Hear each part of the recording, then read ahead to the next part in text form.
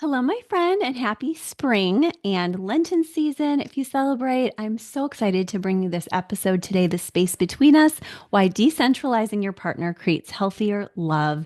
This is a great time of year for us to reflect on the fact that when we make the partnership the center of our emotional universe, we lose not only autonomy, but the chance to have some spiritual lenses from which to work. Our life with God gets invaded because we're doing emotional escape patterns toward them and not God. Our work with ourselves suffers and we bypass doing that as well. And so today is all about, yes, this is a marriage pod. So we talk a lot about the central aspect of the sexual instinct and all there wherein. But we often also forget that it's not everything. And so today I want to make sure that we name that and that we give you some tips for making sure that you put that in its proper place so that that's not the main focus of your life.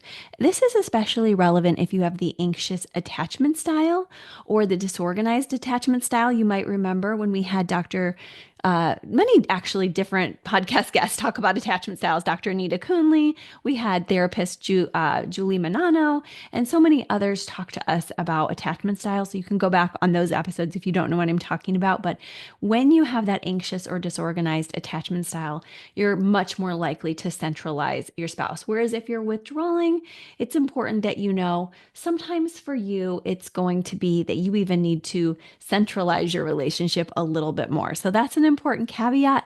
We'll also take just a bit of time in this episode today to talk about Enneagram types and what various pieces of that look like when we're trying to do our work together. So I'm excited to get into this episode with you today. Thank you so much for joining me. And first and foremost, I want to do a marriage minute and let you know this is sort of the hovering husband marriage minute where I recently worked with a couple. This is not Wes, by the way. Sometimes people will be like, oh, that was just you guys. No, Wes is not a hovering husband. I think that would be really hard for me as a seven. But this was a couple, let's call them Mark and Jessica. Mark was the kind of husband who constantly monitored Jessica's every move and her emotional temperature. If she sighed, he's like, what's wrong? If she was quiet, he'd like, are you upset with me? And he's like, I'm being attentive and caring. And she's like, I feel suffocated. And he was probably in his sixth space in that way. But during one session, Jessica finally said, I feel like I can't have a bad day without it becoming your crisis. I don't need you to fix it. And so obviously, this conversation was a turning point for them because he realized that true intimacy needs space. And it's a delicate balance that many couples struggle to find. And that's exactly what we're going to explore in today's episode. So I'm really grateful that you're here with me. And I am also hoping that you will take a look at my Substack from the past week. If you are celebrating Lent, I have a really cool process that I've been walking through, just asking myself questions during this Lenten season, all about making sure I'm not outgrouping and also being as Christ-like as we can, right? So, first and foremost, as we talk about decentralizing your partner, what does that even mean? Well, decentralizing means moving away from making your partner the primary focus or source of your identity, validation, and emotional regulation. And this topic matters because when you do so, you create healthier relationships for yourself, your life with God, you reduce codependency, and you promote individual growth, which is honestly very exciting. When you and your partner can have a little bit of space from each other, you can say, oh my gosh, what did you learn or what are you up to versus that constant enmeshment. Now, again, balance is key. So if you're a withdrawing partner and you're doing this a lot, just actually allow yourself sort of the opposite. But otherwise, if you're the partner of the withdrawing person, you stay right here and you allow yourself to decentralize them a bit. Because, by the way, when we come back from the pursuing in the relationship and we become a little bit more of that distancer, we gain some power and we also allow ourselves to see that partner wanting us more. And that doesn't always happen, but usually it does because the partner loves you and they're like, I miss you. Where have you been? And so it's just exactly what you want when you do learn to decentralize a bit. So the goal is balance and it'll never be perfect, but we're finding healthy rhythms here. So, what are some signs of an over centralized relationship? Well, excessive worry about your partner's moods, thoughts, and reactions, difficulty making decisions without their input, abandoning personal interests, friendships, or values, feeling responsible for their emotions or happiness, and identity becoming merged with the relationship, and using the relationship to avoid personal growth work. Um, One thing I want to caveat here is we are really co-regulating with each other. So I don't mean that you won't be affected by your partner's differentials or that you won't check in with them. But when this is always going to take you down too, like maybe they're having a bad day, and every time you just notice, yeah, I always let their bad day become my bad day. Or when they make a boundary with me, I let it ruin my day. And here's a few ways different people in different Enneagram groupings can do this. The heart types, the twos, threes, and fours out there, often seek validation and worth through the relationship. So that's a big one that if you feel judged by your partner or a little bit less safe, you're like, oh my gosh, like this is all about me. What can I do to bring the safety back in the relationship? What can I do to do the right thing? And it can make you very codependent and very unhealthy because you're not asserting your needs in yourself, and taking some space for you. The head types, the fives, sixes, and sevens among us, can use the relationship for security or distraction from anxiety. And I would also say control can play in big here too, because you're like, I have to control to make sure everything is safe. And I have to control my partner to make sure they're knowing how I feel safe. And it can get too much where they're like, I don't feel I can move in a healthy space without you pouncing on me in some way or trying to correct the move for security reasons. And then with body types, it's eight, nines, and ones, if you're not familiar with that term. The controlling the relationship can become the problem for their own autonomy to just say, look, I make the decisions, I'm doing it all. And I'm, at the same time, wanting to make sure that we don't have any of my personal discomfort. So we'll just merge, like, forget us having different opinions. We'll just merge so that I don't have to feel personally, my autonomy isn't wrecked by this discomfort. So there can be a bit of a bypass with them too. And whatever your type here or wings, arrows that you find yourself in, you can name for yourself. What do I tend to do in terms of depersonalizing? What does that look like for me, even inside and outside of my type? So take a minute to do that. Just notice, what do I tend to do when I'm centralizing my partner? And then we'll talk about some benefits of actually learning to decentralize and then some practical steps before we're on our way. One of the benefits of decentralization is you get your healthier individual identities back again. That is refreshing. You married each other for differences, and now you get those back, and you get to say, oh my gosh, you're so different. That's curious. I can come in with compassion. And you also get reduced anxiety and preoccupation with what they're doing. And you might remember our episode on the let them theory, where we allow ourselves to take some space to breathe and to realize that we don't have to stay exactly connected to everything our partner's doing, that we have some autonomy and that we can let them do some of the things that they want to do without infringing. Even if they want to have a bad mood or they happen to be in one or they want to do something different, you can still set your boundaries. Also, decentralization leads to more authentic connection because you're not faking to make it. Space for both partners to grow because you're not on top of each other for things. Resilience when facing relationship challenges is going to be yours when you're like, we know what to do. We don't have to agree on every little thing, and we can compromise and take turns. And also, modeling healthy attachment for your kids is a benefit where they're not like, oh my gosh, every time my parents argue, one of them's always chasing the other one down.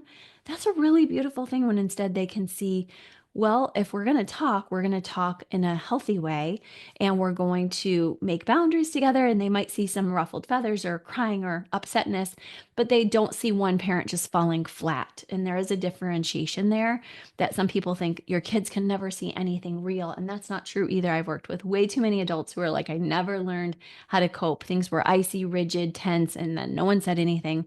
So it's much better to have a middle space where you're able to regulate, but also do your work and have some differentiation and decentralization. So, how do we do this wonderful thing if we have all these benefits? What we do is one thing is you cultivate personal interests and friendships outside the relationship. It's a we process when we grow, not just I. And so just trying to be all by yourself all the time doesn't work. And make sure you have interests of your own. And if you guys need to set boundaries and parameters around who you do this with, do that, but make sure that you allow yourself that space. And like I said, you might need the boundaries because maybe you're like, oh, we don't want to just me getting to know somebody that I find attractive really well. And then me and this guy do things all the time and my partner's left out.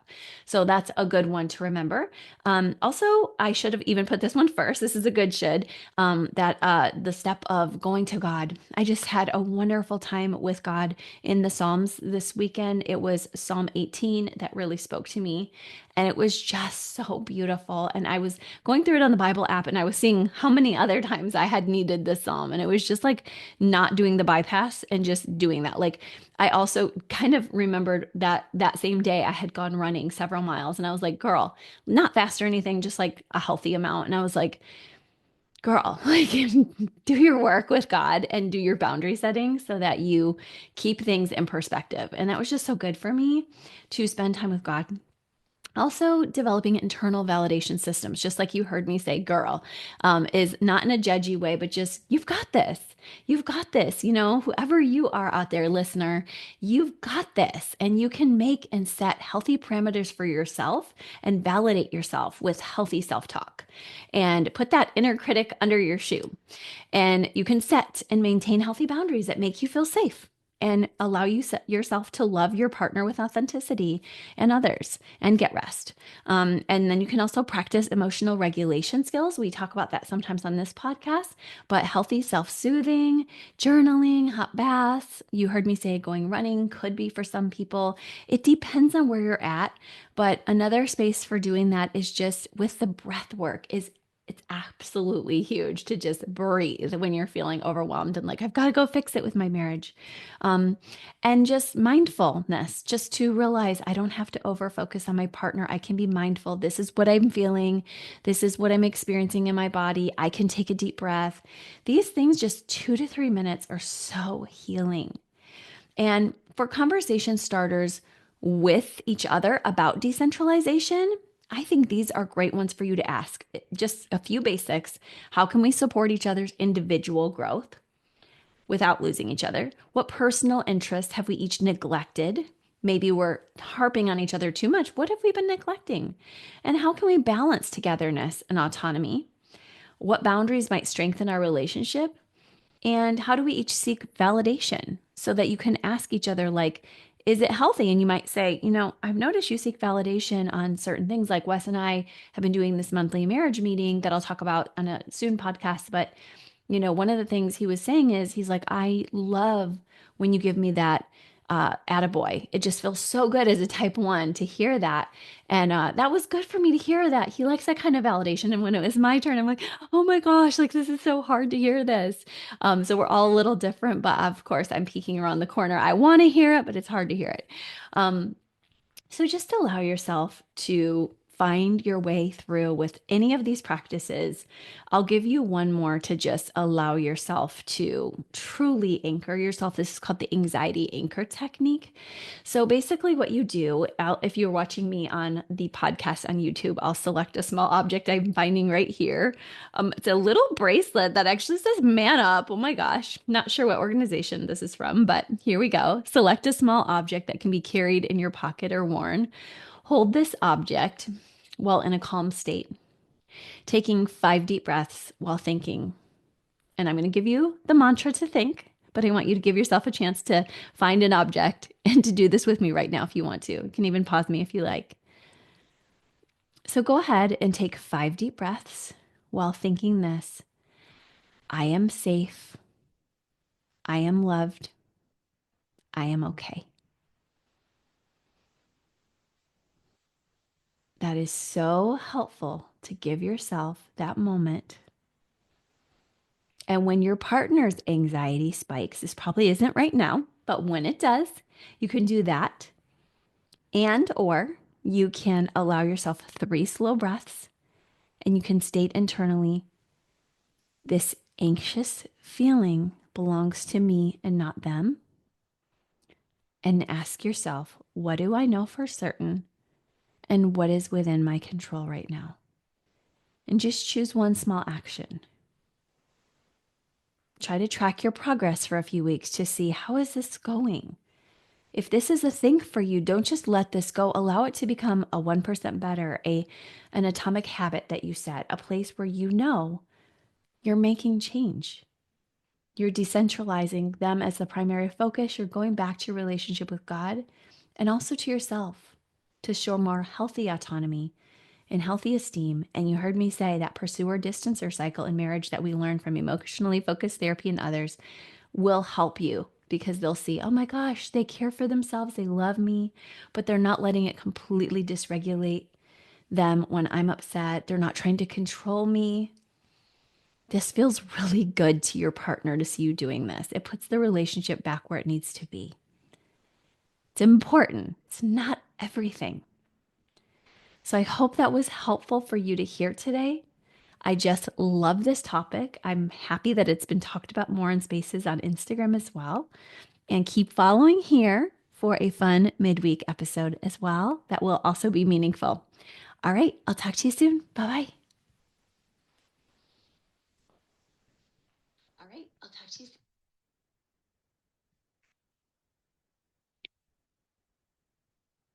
And you did a great job today. So give yourself a big pat on the back. I'm proud of you for taking some time here.